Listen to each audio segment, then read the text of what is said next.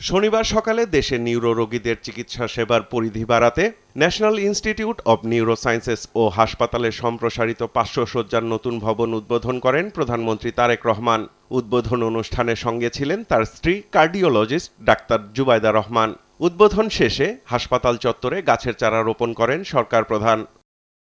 চিকিৎসকদের রোগীর প্রতি সহানুভূতিশীল আচরণের আহ্বান জানিয়ে প্রধানমন্ত্রী বলেন, চিকিৎসার পরিবেশ নিশ্চিত করার দায়িত্ব সবার। এটিকে অবশ্যই মনে রাখতে হবে।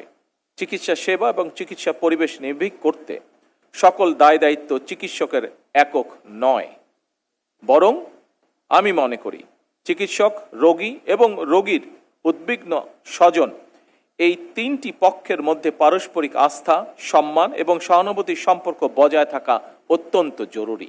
বলেন, চিকিৎসাকে জাতির অর্থনৈতিক ও সামাজিক উন্নতির চাবিকাঠি হিসেবে বিবেচনা করছে সরকার।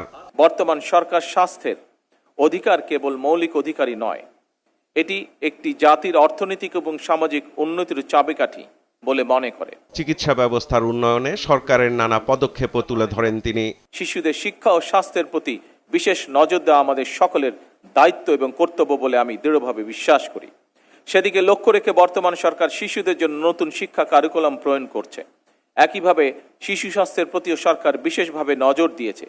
এরই অংশ হিসাবে খুলনা, বরিশাল, রংপুর ও রাজশাহী বিভাগ এবং কুমিল্লা জেলায় একটি করে 200 শয্যা বিশিষ্ট বিশেষায়িত শিশু হাসপাতাল চালু করার কাজ শুরু করেছে। সবার জন্য কল্যাণমুখী রাষ্ট্র গড়ার প্রতিশ্রুতিও পুনর্ব্যক্ত করেন সরকার প্রধান। সরকার এমন একটি কল্যাণমুখী রাষ্ট্র প্রতিষ্ঠা করতে প্রতিশ্রুতিবদ্ধ, যেখানে চিকিৎসা পাওয়ার জন্য কোনো নাগরিককে দেশের বাইরে হতে যেতে হবে না, কিংবা কেউ অর্থ অভাবে স্বাস্থ্যসেবা থেকে ইনশাল্লাহ বঞ্চিত হবে না।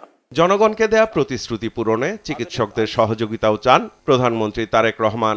আপনাদের মাধ্যমেই নিশ্চিত করা সম্ভব এই বিষয়গুলো। সাইফুল রিপন, দেশ টিভি, ঢাকা। আমি আমার বক্তব্য শেষ করছি। আল্লাহ হাফেজ।